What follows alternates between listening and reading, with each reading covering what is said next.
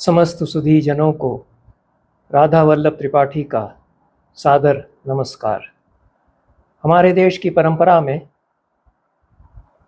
खंड का अखंड से भेद नहीं किया जाता। खंड से ही अखंड बनता है और अखंड अपने आप को खंडों में व्यक्त करता है। पूरे अखंड के बोध में अनेक खंड विश्रांत हो जाते हैं।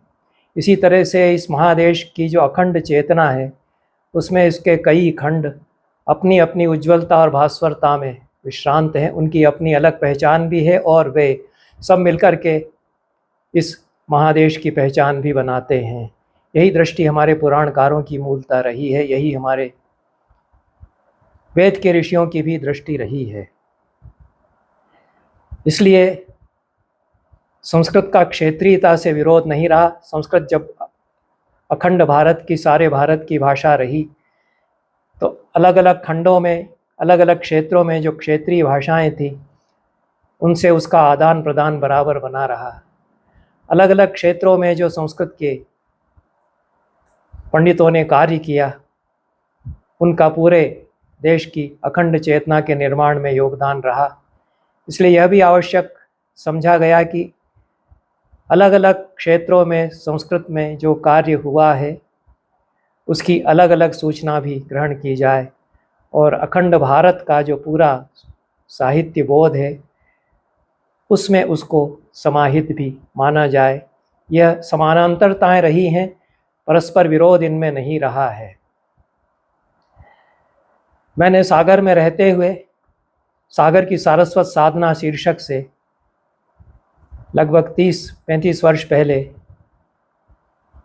उस क्षेत्र के एक लोकप्रिय दैनिक भास्कर, जो अभी भी भारत का सबसे लोकप्रिय हिंदी का दैनिक अखबार है, उसमें एक लेखमाला उसके रविवासरी संस्करणों के लिए लिखी थी, सागर की सारस्वत साधना।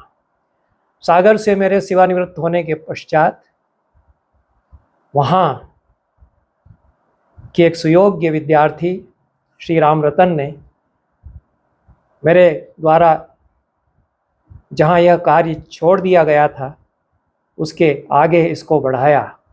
श्री राम रतन, पूरा नाम डॉक्टर राम रतन पांडे है, जो सागर विश्वविद्यालय से एमए, पीएचडी और डीलिट हैं।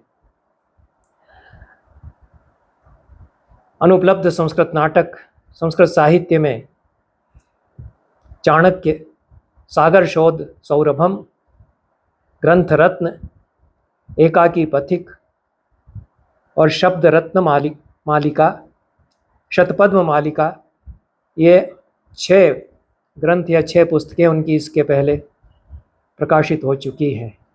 उन्होंने यह पुस्तक, लघुकाय पुस्तक है पर महत्वपूर्ण है, सागर की सारस्वत साधना इस शीर्षक से प्रकाशित की है। मेरा जो एक विचार था उसको उन्होंने मूर्त किया। मैं भी चाहता था कि सागर की सारस्वत साधना शीर्षक से जो मेरी लेखमाला है वो पुस्तकाकार भी आ जाए, पर बाद में अन्य कार्य करते हुए जितना कार्य सागर को लेकर के मैंने किया था उसको मैंने उस पूरे कार्य में समाहित भी कर लिया। और सागर के जो अनेक पंडित हैं जिन्होंने वहाँ ज्ञान साधना की है, पंडित बच्चूलाल अवस्थी, पंडित प्रेम नारायण द्विवेदी, उन पर मैंने विस्तार से अपने ग्रंथों में चर्चा की।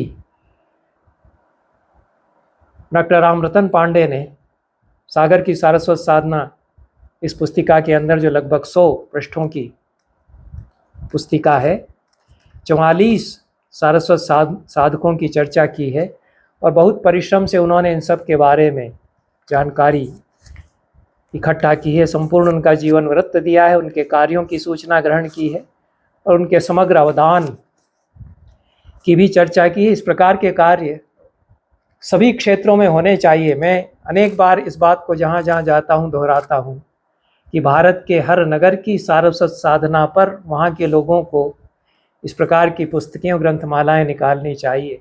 प्रयाग की सारस्वत साधना, काशी की सारस्वत साधना पर जब लिख दिया गोपीनाथ कविराज ने और काशी की पंडित परंपरा पर पंडित बलदेव उपाध्याय ने बहुत मोटा ग्रंथ लिख दिया, तो बाकी नगर कहाँ गए?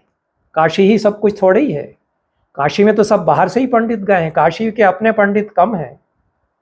काशी में जितना पंडित समाज है वो महाराष्ट्र का, दक्षिण का, बलिया जिले का, अन्य छोटे छोटे नगरों के पंडित वहाँ जाकर के और चर्चित होते हैं।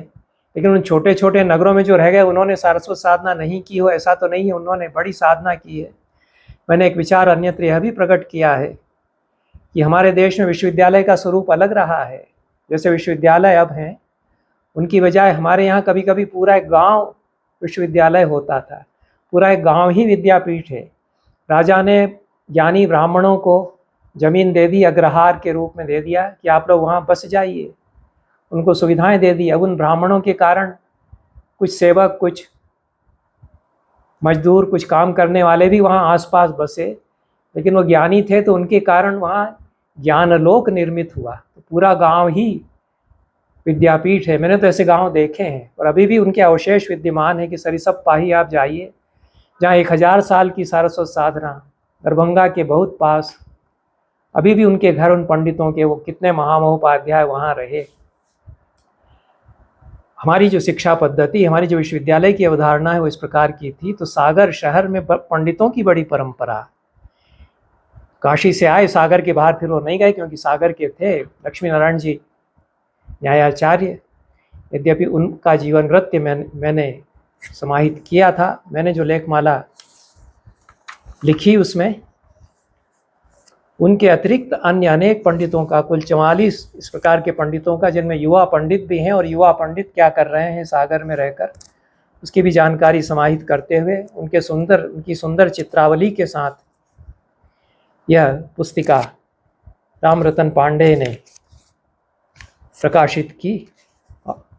यह विश्ववाणी प्रकाशन से पुस्तक यह प्रकाशित हुई है, विश्ववाणी पब्लिकेशन से यह पुस्तक प्रकाशित हुई है। जाने माने प्रकाशक ये हैं और F54 friends colony, Ashoka garden, Bhopal, यह इनका पता है। 190 रुपया इस पुस्तक का मूल्य है। 2026 में यह छपी है। इसमें अनेक भूले बिसरे पंडितों की जीवन गाथाएं हैं। एक बड़ी संभावना, बड़े युवा चिंतक, प्रखर विचारक, दार्शनिक के रूप में प्रोफेसर अच्युतानंद दास थे। वो अकाल में मृत्यु को प्राप्त हुए, पर उसके अतिरिक्त अन्य अनेक पंडित हैं सागर के, जिनमें गणेश प्रसाद वर्णी बड़े महनीय विभूति हैं, पन्नालाल जैन, जीवनलाल अग्निहोत्री जो अष्टाध्यायी के प्रकांड पंडित थे और अष्टाध्यायी से ही पुरस्चरण करते थे। इस प्रकार के पंडितों की श्रृंखला सागर में रही है, जिन्होंने संस्कृत के क्षेत्र में अनोखे कार्य भी किए, पाठशालाएं बनाई, पाठशालाएं चलाई, ग्रंथ लिखे। प्रोफेसर भगीरथ प्रसाद त्रिपाठी वागीश शास्त्री भी सागर के पास खुरई ग्राम में उत्पन्न हुए, यहाँ की पाठशाला में पढ़े। इसीलिए छोटे छोटे गांवों में जो पाठशालाएं थी उनसे कितने बड़े पंडित निकले, यह समझा जाना चाहिए। डॉक्टर VM आप्टे सागर के संस्कृत, डॉक्टर हरि सिंह गौर विश्वविद्यालय जिसको कहा जाता है, उसके सागर विश्वविद्यालय के संस्कृत विभाग के संस्थापक अध्यक्ष थे। इस प्रकार के अनेक पंडितों का परिचय इस पुस्तक में प्रस्तुत किया गया। यह महत्वपूर्ण पुस्तक है। दूसरी पुस्तक जो मेरे हाथ में है, यह परंपरा स्मृति सूत्र समुच्चय। यह भी लघु आकार की पुस्तिका ही है। अमनदीप वशिष्ठ इसके लेखक हैं और ये विज्ञान के छात्र रहे हैं। फिजिक्स, भौतिक शास्त्र इनका विषय है, उसका ये अध्यापन करते हैं।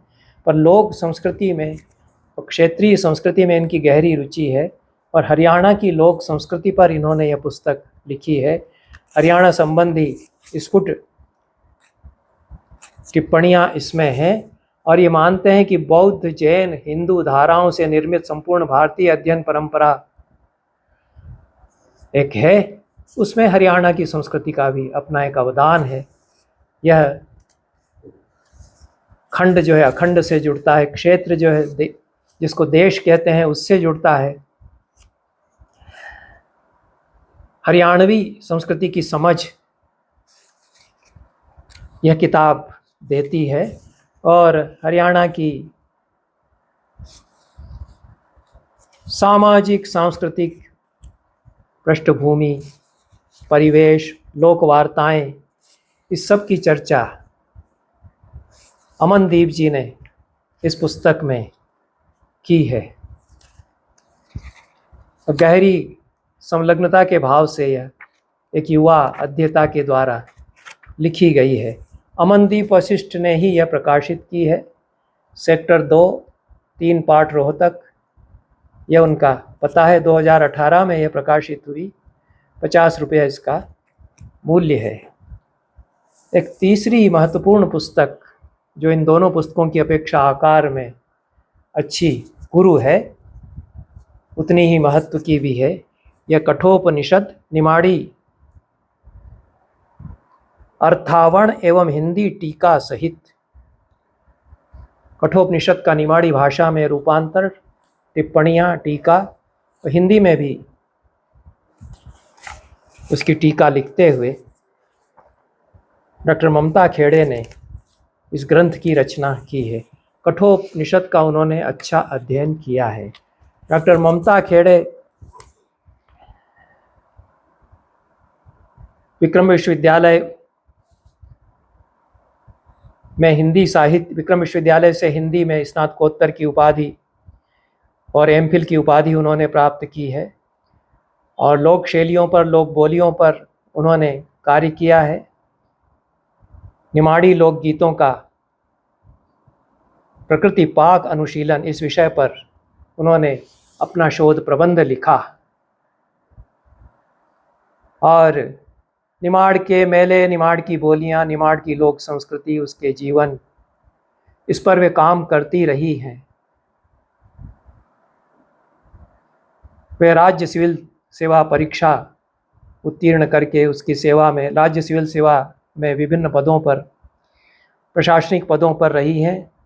संयुक्त कलेक्टर एवं उपसंचालक हैं इस समय RCVP प्रशासन अकादमी भोपाल में।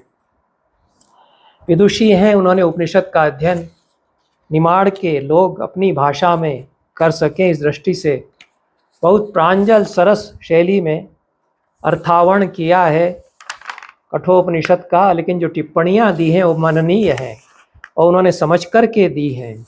और पूरे उपनिषद का भाष्य करते हुए भाष्यकार के रूप में भी उन्होंने अपने आप को इसमें स्थापित किया है। विशेष तो एक एक मंत्र पर जो उनका भाष्य है और फिर जो हिंदी अनुवाद है, उस पर चर्चा करने का समय यहाँ नहीं है, पर उदाहरण एक मैं दे सकता हूँ। 16वां मंत्र है कठोपनिषद का। तमब्रवीत प्रीयमाणो महात्मा वरम तवेद्याय ददामि भूयः तवैव नाम्ना भवितायम् अग्नि शंकाम चेमाम अनेक रूपाम ग्रहाण। ये गूढ़ विज्ञान यहाँ पर आता है, उसका भाष्य ममता खेड़े ने किया है। निमाड़ी में तो उन्होंने लिखा है अगेड़ी जमदग्नि विज्ञान का भेद का खोली रहियाज। और यह जो कथा इतनी सादी, हिंदी भाषा में उन्होंने कहा है कि शंका का अर्थ माला तो है ही, किंतु शंका मार्ग को भी कहते हैं। इसलिए यम ने केवल रत्नमाला नहीं दी नचिकेता को, उन्होंने मार्ग भी बताया नचिकेता को। यह कहते हैं यह जो पूरा अग्निचयन, और अग्निचयन में अग्नि के 3 रूप और त्रिकर्म और ब्रह्मयज्ञ इत्यादि की समझकर व्याख्या करते हुए निमाड़ी भाषा में निमाड़ के जन जन को बोध हो सके, इस तरह से ममता खेड़े ने भाष्य लिखा है और हिंदी में भी लिखा है। ये सबके लिए उपादेय है।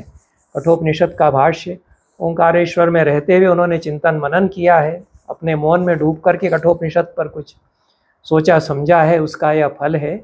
और ममता खेड़े